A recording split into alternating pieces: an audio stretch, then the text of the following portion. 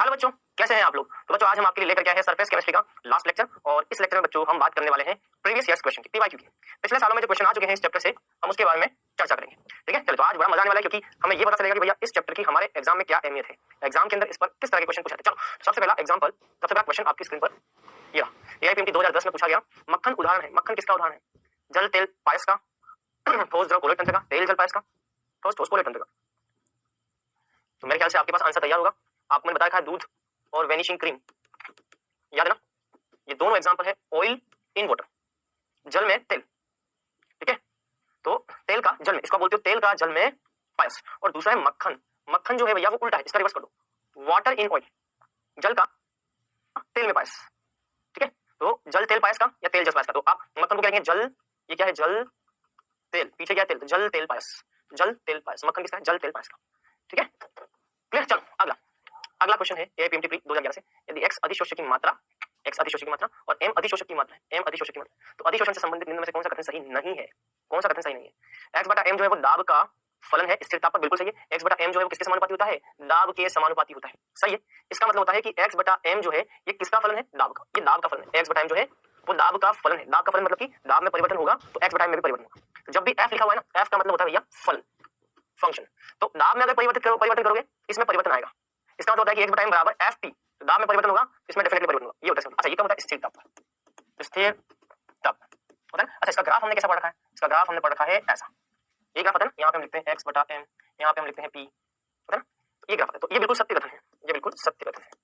स्थिर ताप पर ऐसे हम ग्राफ इसका इसके साथ बना सकते हैं। अच्छा मान लो मैंने आपसे बोला कि भैया भौतिक अधिशोषण के अंदर तापमान में बढ़ोतरी कर दी, तापमान में बढ़ोतरी करते हो भैया अधिशोषण घट जाता है। तापमान में बढ़ोतरी करने पर ग्राफ नीचे आएगा, क्यों? क्योंकि अधिशोषण घट जाएगा। तो समान दाब, दाब को मैंने यहाँ पे रख दिया समान, दाब को मैंने क्या रख दिया? समान। दाब को समान रखते हुए, दाब को स्थिर रखते हुए, दाब को समान रखते हुए अधिशोषण की जो मात्रा है वो ताप बढ़ाने के साथ कम हो जाती है। भौतिक अधिशोषण को आप ताप बढ़ाओगे तो कम हो जाएगा, पढ़ा है ना आपने। भौतिक अधिशोषण ताप बढ़ाने पर कम हो जाता है, क्यों? क्योंकि ऊष्माक्षेपी प्रक्रम है। भौतिक अधिशोषण एक ऊष्माक्षेपी प्रक्रम है, ताप बढ़ाओगे ताप बढ़ाओगे तो अधिशोषण कम हो जाएगा। तो ये देखो मान लो ये 25 डिग्री सेल्सियस पर ग्राफ आ रहा है, तो 35 डिग्री सेल्सियस पर ग्राफ आएगा। तापमान को बढ़ाओगे तो स्थिर दाब पर अधिशोषण घट जाएगा। देखो पहले अधिशोषण यहाँ पे था 25 डिग्री सेल्सियस पर, अब ताप बढ़ा तो अधिशोषण यहाँ पे हो गया, अधिशोषण कम हो गई। ठीक है, तो ध्यान रखना, बिल्कुल सही। मतलब कि x बाई m जो है ना वो तापमान बढ़ने पर x बाई m अधिशोषण भी परिवर्तित हो रहा है। आपको मेरी बात बता कि तापमान चेंज होगा अधिशोषण की मात्रा बदलेगी, लेकिन ये कब होगा? स्थिर दाब पर। ऐसा कब होता है? स्थिर दाब पर। तो देखो हमने यहाँ पे दाब को क्या कर रखा है? स्थिर, दाब को स्थिर कर रखा है, तो ये बिल्कुल सत्य है, ये भी सत्य है। अच्छा ये भी बिल्कुल सत्य है, x बाई m जो है दाब जो होगा ताप, ताप के अनुसार बदलेगा, ये भी सत्य है। तो अगर मान लो आपने x बाई m को स्थिर कर दिया, मान लो मैंने x बाई m को ये स्थिर कर दिया, मैंने क्या किया? मैंने x बाई m को स्थिर कर दिया, मान लो ये है x बाई m, ये x बाई m, मान लो मैंने x बाई m को यहाँ स्थिर कर दिया, ये स्थिर कर दिया, x बाई m जो इसको स्थिर कर दिया। अगर x बाई m को स्थिर करोगे, देखो इस पर दाब कुछ और है और यहाँ पर दाब कुछ और है। इस वाले 25 डिग्री सेल्सियस पर दाब क्या आ रहा है? दाब यहाँ पे कुछ P1 आ रहा है, और 35 डिग्री सेल्सियस पर दाब क्या आ रहा है? दाब आ रहा है P2 आ रहा है। मतलब कि ताप बदलने पर दाब बदलेगा जब x बाई m स्थिर होगा, ये भी बिल्कुल सही है। दाब जो है वो ताप का फलन है स्थिर x बाई m पर, ये भी बिल्कुल सही है, ये भी सही है, बिल्कुल सही, ये भी सत्य है, ये भी सत्य है। लेकिन ये गलत है, x बटा m बराबर P into T। क्यों? क्योंकि कभी भी ऐसा नहीं हो सकता कि ये परिवर्तित हो, ये भी परिवर्तित हो, ये तीनों एक साथ परिवर्तित नहीं हो सकते, तीनों कभी भी एक साथ परिवर्तित नहीं हो सकते। अगर इन दोनों में परिवर्तन किया तो इसको स्थिर रखना पड़ेगा, अगर इन दोनों में परिवर्तन किया इसको स्थिर रखना पड़ेगा, और अगर इन दोनों में परिवर्तन हुआ तो इसको स्थिर रखना पड़ेगा। तीनों एक साथ कभी भी परिवर्तित नहीं होते। देखो यहाँ पे अगर दाब को स्थिर रखा तो ताप और x बाई m बदल रहा है, अगर x बाई m को स्थिर रखा तो तापमान दाब दोनों परिवर्तित हो रहे हैं। भैया किसी भी को स्थिर रखना सभी, तीनों में परिवर्तन संभव नहीं है, ये गलत है, गलत है। ठीक है, चल अगला क्वेश्चन अगला क्वेश्चन है भौतिक, क्वेश्चन यहाँ पे लिखा हुआ नहीं, मैं लिख लेता हूँ। भौतिक अधिशोषण के लिए असत्य है, भौतिक अधिशोषण के लिए असत्य क्या है? चल तो यार भौतिक अधिशोषण क्या होता है? उत्क्रमणीय होता है, सत्य है भाई। भौतिक अधिशोषण में विशोषण भी हो सकता है, अधिशोषण भी हो सकता है, दोनों हो सकता है, क्योंकि दुर्बल आकर्षण बल डबल बने हुए तो दोनों हो सकता है, अधिशोषण विशोषण दोनों हो सकता है। दूसरा भौतिक अधिशोषण ताप के साथ बढ़ता है, ये गलत है। अभी मैंने थोड़ी देर पहले बताया था कि जैसे जैसे तापमान बढ़ेगा भौतिक अधिशोषण घटेगा। तो मैंने आपको बताया था तापमान में अगर बढ़ोतरी होगी, बताया ना, तापमान अगर बढ़ेगा तो भौतिक अधिशोषण घटेगा। तो भैया तापमान के साथ बढ़ता नहीं, घटता है, ये गलत है। कम अधिशोषण ऊष्मा रखता है, इसका मतलब है भौतिक अधिशोषण की जो डेल्टा एच का मान है वो हो जाएगा -20 से -40 किलोजूल प्रति मोल, कम होता है। इसकी भौतिक अधिशोषण की अधिशोषण ऊष्मा क्या होती है? कम होती है। तो ये भी सत्य, ये सत्य है। और सतही क्षेत्र पर बढ़ने पर अधिशोषण बढ़ता है, ये भी सत्य है, ये सत्य है, ये सत्य, ये गलत। तापमान के साथ बढ़ता नहीं, घटता है। गलत कथन कौन सा है? सेकंड। चलो अगला क्वेश्चन फ्रेंडलिच अधिशोषण समतापी में 1/n का मान कितना होता है? ये पूरा लिखा हुआ नहीं, ये बताता हूँ। भौतिक अधिशोषण में, चलो तो ये बताओ फ्रेंडलिच अधिशोषण समतापी में 1/n का मान कितना होता है? इनमें से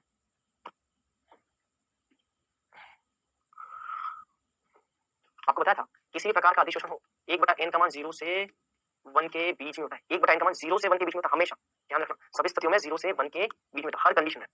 चलिए अगला क्वेश्चन, द्रव रागी कोलोइड सोल के परिरक्षण सामर्थ्य को निम्न के रूप में व्यक्त किया जाता है, वह है। परिरक्षण सामर्थ्य को हम कैसे व्यक्त करते हैं? द्रव रागी कोलोइड सोल के परिरक्षण सामर्थ्य को निम्न के रूप में व्यक्त किया जाता है, कौन सा बताओ? आपको एक बात ध्यान रखनी है, जब भी किसी का परिरक्षण करना हो स्कंदन मान से तो परिरक्षण नहीं होता, स्कंदित होता है। ऑक्सीजन संख्या का संबंध नहीं, इसका भी कोई संबंध नहीं। आंसर आएगा यहाँ पे गोल्ड संख्या। अब यहाँ पर मैं आपसे एक बात बोलना चाहूंगा कि ये वाली चीज हमने नहीं पढ़ी है।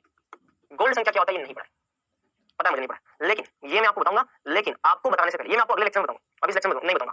लेकिन मैं चाहता हूं कि इसको आप पहले खुद अपने लेवल पे सर्च करो। आप खुद एक बार सर्च करोगे, उसके बाद मुझे अगली क्लास में बताओगे कि गोल्ड संख्या क्या होता है। पहले आप कोशिश करो, आप क्या आंसर बताते हो वो मैं देखूंगा, उसके बाद अगली क्लास में नेक्स्ट लेक्चर जो होगा उसमें आपको ये बताऊंगा गोल्ड संख्या होता क्या है। तो मैं ये देखना चाहता हूँ कि आप इसको सर्च करते हैं किस तरीके से, ढूंढना इसको किताबों में, देखना कहाँ क्या लिखा हुआ है। जो भी लिखा हुआ हो मुझे प्लीज लाइव चैट के अंदर कमेंट करके जरूर बताना कि सर गोल्ड संख्या ये होता है, और फिर सही आंसर क्या है वो मैं आपको कल के लेक्चर में, अगला लेक्चर आपका जो होने वाला है उसमें बताने वाला हूँ। तो अभी तब तक के लिए आपको ये खुद को अपने लेवल पे ढूंढना होगा और फिर इसका डिस्कशन करेंगे अगली क्लास। चलो तो ये आपका होमवर्क आज, ये आप ढूंढो और मुझे बताओ क्या आंसर आएगा। हाँ लेकिन इसका आंसर क्या है? गोल्ड संख्या। तो ये बोलना चाह रहा है कि द्रव रागी कोलोइड सोल के परिरक्षण सामर्थ्य, मतलब कि द्रव रागी कोलोइड का स्कंदन होने से बचाने वाला जो तरीका है, जो परिरक्षण सामर्थ्य है, उसको हम जिससे अभिव्यक्त करते हैं वो क्या होता है? गोल्ड संख्या। तो वो हमको पता लगाना है। चलिए अगला, कोलोइड विलयन को अंधेरे में रखा जाता है तो एक प्रकाश का पुंज उसमें डालने पर चमकदार दिखाई देता है, इस प्रभाव को क्या कहते हैं? ये बताइए। उस प्रभाव को हम बोलते हैं टिंडल प्रभाव। क्या बोलते हैं भैया? टिंडल प्रभाव। टिंडल प्रभाव है जिसको कि आपको ध्यान रखना है। हार्डी-सुल्ज नियम के अनुसार आयन की स्कंदन क्षमता में किसके साथ बढ़ोतरी होती है? हार्डी-सुल्ज का नियम क्या बोलता है? मान लो कोई ऋणावेशित कोलोइड है, उसको स्कंदित करने वाला कौन होगा? जितना ज्यादा धनायन परावेश है उतना ही ऋणावेशित कोलोइड का स्कंदन ज्यादा होगा। तो अगर मुझे ऋणावेशित कोलोइड का स्कंदन करना है तो ध्यान रखना जितना ज्यादा विद्युत अपघट्य पर प्लस में आवेश होगा उतना ही स्कंदन ज्यादा होगा, संयोजकता ज्यादा होगी, आवेश ज्यादा होगी। आवेश में वृद्धि होगी तो भैया स्कंदन क्षमता जो है वो बढ़ती है। स्कंदन क्षमता में वृद्धि जो होती है वो आवेश बढ़ने के साथ में बढ़ती है। चौथा, ठीक है। चलो अगला नेक्स्ट, कोलोइड का कौन सा गुण कोलोइड कण के आवेश पर निर्भर नहीं करता? बताओ इसका आंसर। ये ऑप्शन जो आपको कम दिखाई दे रहे हैं यहाँ पे इनकम्प्लीट में लिखे तो कोलोइड का कौन सा गुण ऐसा है जो कि कोलोइड कण के आवेश पर निर्भर नहीं करता? स्कंदन, वैद्युत अपवहन, वैद्युत कण संचरण और टिंडल प्रभाव। कोलोइड का कौन सा गुण कोलोइड कण के आवेश पर निर्भर नहीं करता? स्कंदन, भैया स्कंदन तो आवेश पर निर्भर करता है। कोलोइड कण का आवेश अगर ऋणावेश है तो उसका स्कंदन धनावेश होगा। वैद्युत अपवहन ये भी बिल्कुल सही है, क्योंकि वैद्युत अपवहन में क्या होता है, विद्युत क्षेत्र लगाओगे तो ऋणावेश कण होंगे वो धनावेश की तरफ जाएंगे, और धनावेश कण होंगे वो ऋणावेश की तरफ जाएंगे। ऐसा करने से उदासीन हो जाएंगे, स्कंदित हो जाएंगे। वैद्युत कण संचरण ये भी बिल्कुल सही बात है। अगर मुझे कोलोइड कण का कौन सा गुण कोलोइड कण के आवेश पर निर्भर नहीं करता, मतलब कि अगर मुझे विद्युत कण संचरण की बात करनी तो वो कण ऋणावेश की तरफ जाएंगे जिन पर धनावेश है, और ऐसे कण धनावेश वाले सिरे की तरफ जाएंगे जिन पर ऋणावेश है। तो वैद्युत कण संचरण में भी आवेश होना चाहिए। लेकिन टिंडल प्रभाव क्या है? ये तो भैया प्रकाश के प्रकीर्णन की बात करता है, कणों के आकार पर निर्भर करता है, कणों के आकार पर निर्भर करता है, आवेश पर निर्भर नहीं करता। आंसर आ जाएगा 4। ठीक है। चलो अगला क्वेश्चन, मैं एक काम करता हूं यहाँ पे नंबर लिख लेता हूं ताकि आप लोग आइडिया रहे कि हमने कितना क्वेश्चन कर लिया। Question 1, question 2, question 3, question 4, question 5, question 6, question 7, question 8 और अब आते हैं क्वेश्चन 9 पर। चलो ये बता दो निम्न में से कौन सा कथन गैस के स्वतः प्रवर्तिता अधिशोषण के लिए सही है? बताइए। आपको ये बात पता है कि अधिशोषण के अंदर डेल्टा एस क्या होता है? क्या बताया मैंने आपको? ऋणात्मक, पता है ना? अधिशोषण के अंदर डेल्टा एस भी क्या था? ऋणात्मक। अधिशोषण एक ऊष्माक्षेपी प्रक्रम है और अधिशोषण के लिए डेल्टा एस का मान भी ऋणात्मक है। माइनस माइनस से मिलेगा, ये माइनस आ गया, ये माइनस माइनस से मिलेगा क्या बनेगा? प्लस, प्लस टीडीएस, और ये माइनस माइनस डेल्टा एच, ये आएगा। तो डेल्टा एच माइनस में तो माइनस डेल्टा एच, ये माइनस माइनस का मिलेगा क्या होगा? Plus T delta H. ठीक है। इसका मतलब अगर मुझे डेल्टा जी को माइनस बनाना है, अगर मुझे अधिशोषण को स्वतः करवाना है, तो स्वतः करवाने के लिए डेल्टा जी क्या होना चाहिए? डेल्टा जी माइनस में होना चाहिए। डेल्टा जी का मान माइनस में होना चाहिए। इसको माइनस करने के लिए ये वाली संख्या बड़ी होनी चाहिए, ये माइनस में संख्या बड़ी होनी चाहिए, ये संख्या छोटी होनी चाहिए। अब हमको ऑप्शन क्या देखा? देखो, डेल्टा एस ऋणात्मक है इसलिए डेल्टा एच उच्चतम धनात्मक होना चाहिए। अच्छा, डेल्टा एस ऋणात्मक है इसलिए डेल्टा एच उच्चतम ऋणात्मक होना चाहिए। डेल्टा एस धनात्मक है, नहीं डेल्टा एस तो धनात्मक नहीं, जहां जहां डेल्टा एस धनात्मक लिखा है वो तो गलत है, और जहां जहां डेल्टा एस ऋणात्मक लिखा है डेल्टा एस ऋणात्मक, डेल्टा एस ऋणात्मक है ये बिल्कुल सही है। इसलिए डेल्टा एच उच्चतम धनात्मक होना चाहिए, उच्चतम ऋणात्मक होना चाहिए। कौन सा? डेल्टा एच का मान ऋणात्मक होना चाहिए लेकिन उच्चतम ऋणात्मक होना चाहिए। तो हमें पता है कि डेल्टा एस भी ऋणात्मक है, इसलिए डेल्टा एच का मान माइनस में बहुत ज्यादा होना चाहिए, क्योंकि ये ऋणात्मक है इसलिए माइनस माइनस मिलकर के प्लस बनेगा। तो ये प्लस वाली जो संख्या वो कम होनी चाहिए और माइनस वाली संख्या बड़ी होनी चाहिए। तो डेल्टा एच का ऋणात्मक मान ज्यादा होना चाहिए, तो डेल्टा एच का उच्चतम ऋणात्मक मान होना चाहिए डेल्टा एच ऋणात्मक। तो ये आंसर आ जाएगा, सेकंड आ जाएगा। ठीक है। चलो अगला है एम्स 2014 से, निम्न में से कौन सा प्रक्रम कोलोइड विलयन के शुद्धिकरण के लिए उपयोगी? कोलोइड विलयन का शुद्धिकरण कौन करता है इनमें से? क्वेश्चन 10, अपवहन, स्कंदन, व्याप्तिकरण और विद्युत कण संचरण। शुद्ध कौन करता है कोलोइड को? कोलोइड का शुद्धिकरण कौन करता है? स्कंदन से तो कोलोइड कण नीचे बढ़ जाएंगे, पेप्टिकरण ये तो कोलोइड को बनाने की विधि है, कोलोइड को बनाने की विधि है पेप्टिकरण। वैद्युत कण संचरण ये तो कोलोइड का गुण है, मतलब कि अच्छा अपोहन, अपोहन में आप कोलोइड को क्या करते हैं, शुद्ध करते हैं। आंसर क्या आ जाएगा, फर्स्ट आ जाएगा। चलो अगला है क्वेश्चन 12, 10 के बाद क्वेश्चन 11।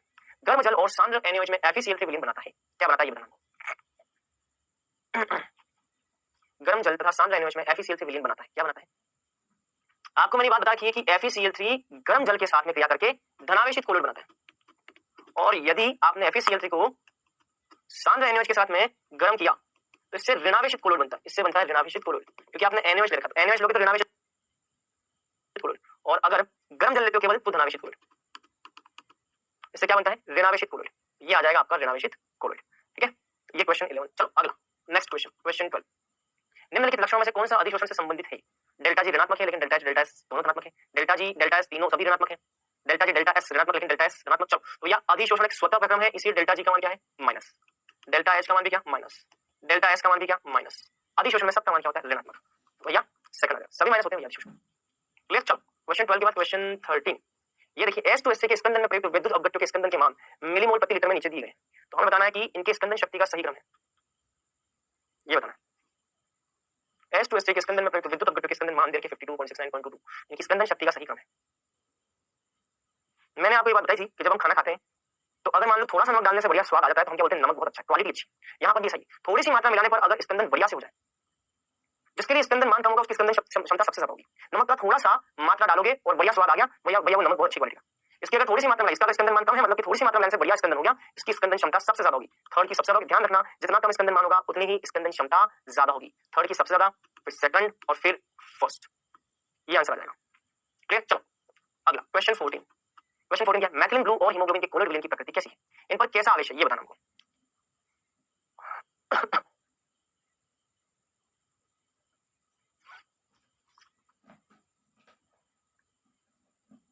मैथिलीन ब्लू और हीमोग्लोबिन, याद करो मैंने बताया था हीमोग्लोबिन रक्त एक धनात्मक कोलोइड है, और मैथिलीन ब्लू क्षारीय रंजक, क्षारीय रंजक भी क्या है, धनात्मक है, धनात्मक धनात्मक दोनों ही क्या है, धनात्मक धनात्मक, मतलब क्या आंसर क्या आ जाएगा, फर्स्ट आ जाएगा। इस तरह से भैया हमको क्वेश्चन करना है, बात समझ में 100%। चलो क्वेश्चन 14 प्लस क्वेश्चन 15, इसको देखो, ट्राई करो। दूध और चीज क्रमशः क्या है, बताना है किस प्रकार के कोलोइड है ये।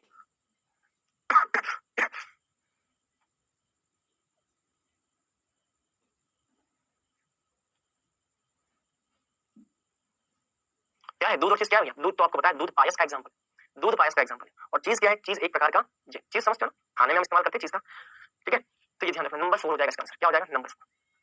15 के बाद क्वेश्चन 16, 15 का क्वेश्चन 16। निम्न में से कौन सा जल विरोधी कोलोइड को स्कंदित नहीं कर सकता, निम्न से कौन सा जल विरोधी कोलोइड को स्कंदित नहीं कर सकता, सतत अपवहन, विद्युत कण संचरण, विपरीत आवेशित विद्युत अपघट्य मिलाने पर, या तनुकरण।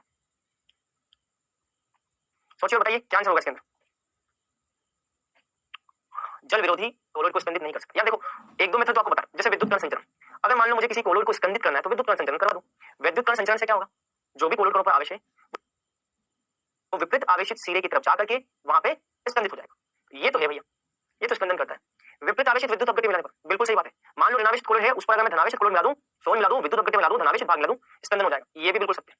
सतत अपोहन, एक बात ध्यान रखना, अपोहन की प्रक्रिया कोलोइडों का शुद्धिकरण करती है, लेकिन अगर आपने बहुत ज्यादा, देखो अपोहन में क्या होता है, अपोहन के अंदर हमने क्या पढ़ा है, अपोहन के अंदर हमने पढ़ा है कि एक थैला होता है, इस थैले के अंदर यहाँ पे कोलोइड होते हैं कण, अपोहन में क्या करते हैं, इस कोलोइड का क्या करते हैं, शुद्धिकरण,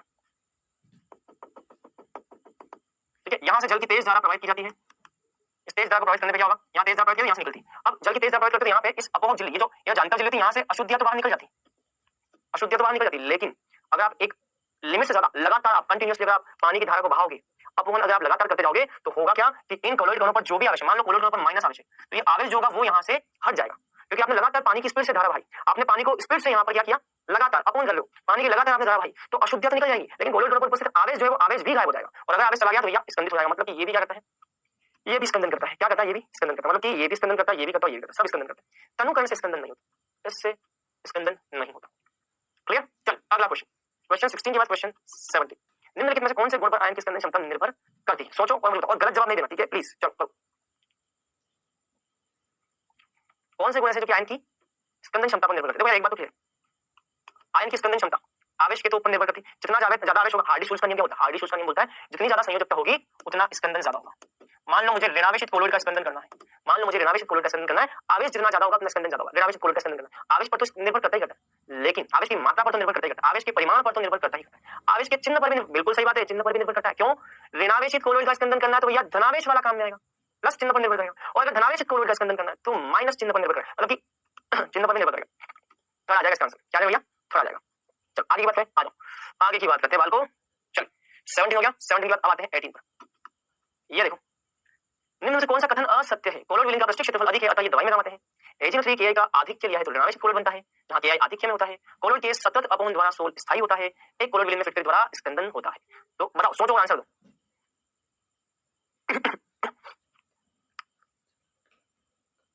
यार एक बात बताओ, औषधियां या दवाइयां जो होती है वो हमारे शरीर में इतना प्रभावी रूप से कार्य क्यों करती है? क्योंकि उनके द्वारा इस्तेमाल किया गया पृष्ठीय क्षेत्रफल जो उनका पृष्ठीय क्षेत्रफल जो था वो ज्यादा होता है। तो कोलोइड विलीन का पृष्ठीय क्षेत्रफल ज्यादा, अतः ये दवाई में काम, बिल्कुल सही बात है। दवाइयां जो होती है वो कोलोइड की तरह इस्तेमाल होती है क्योंकि उनका पृष्ठीय क्षेत्रफल ज्यादा है, प्रभावी रूप से काम करेंगे। AgNO3 प्लस यार देखो, मैंने आपको ये बताया था कि AgNO3 Ki में मिलाओ, अगर ये आधिक्य में है, अगर ये आधिक्य में तो AgI पर ऋणावेशित कोलोइड बनेगा, और अगर मान लो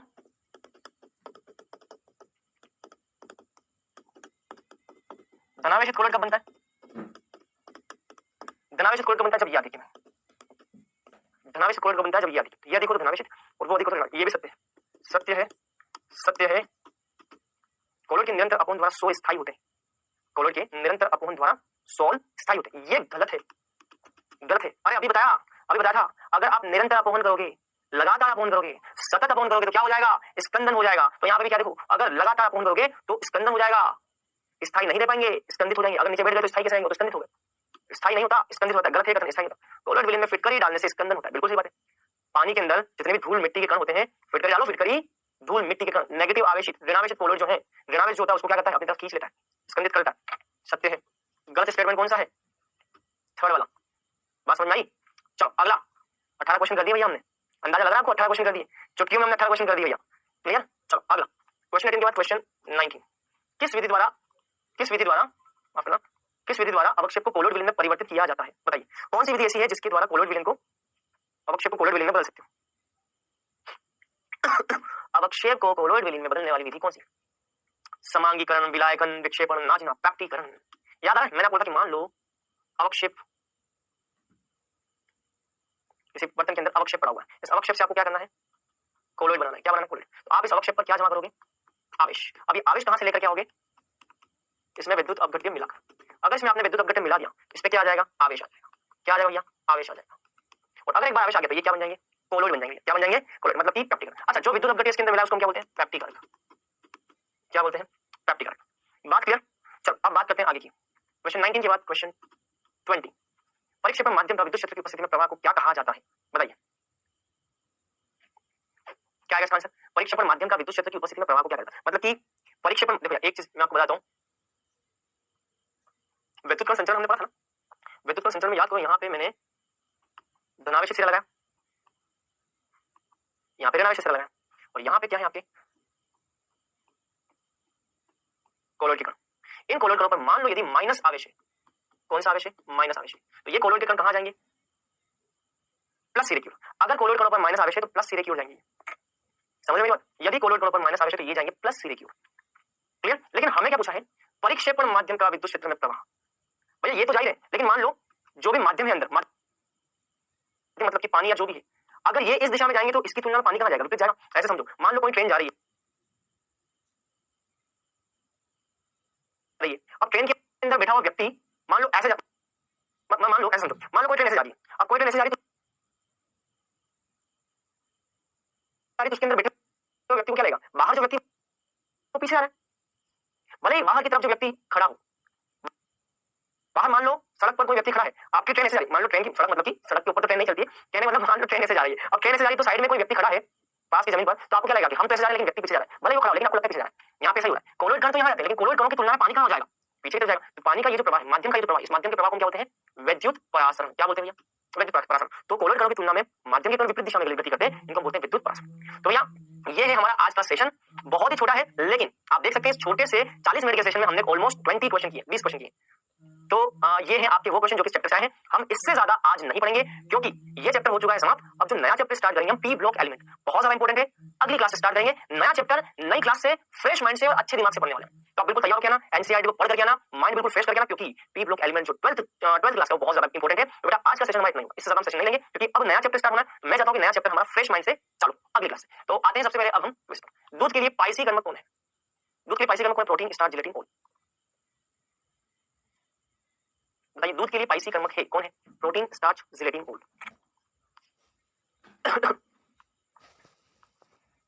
चलिए दूसरे क्वेश्चन करते हैं। द्रव स्नेही कोलोइड, द्रव स्नेही कोलोइड का स्थायित्व होता है आवेश के कारण, विलायकन के कारण, दोनों, कोई नहीं।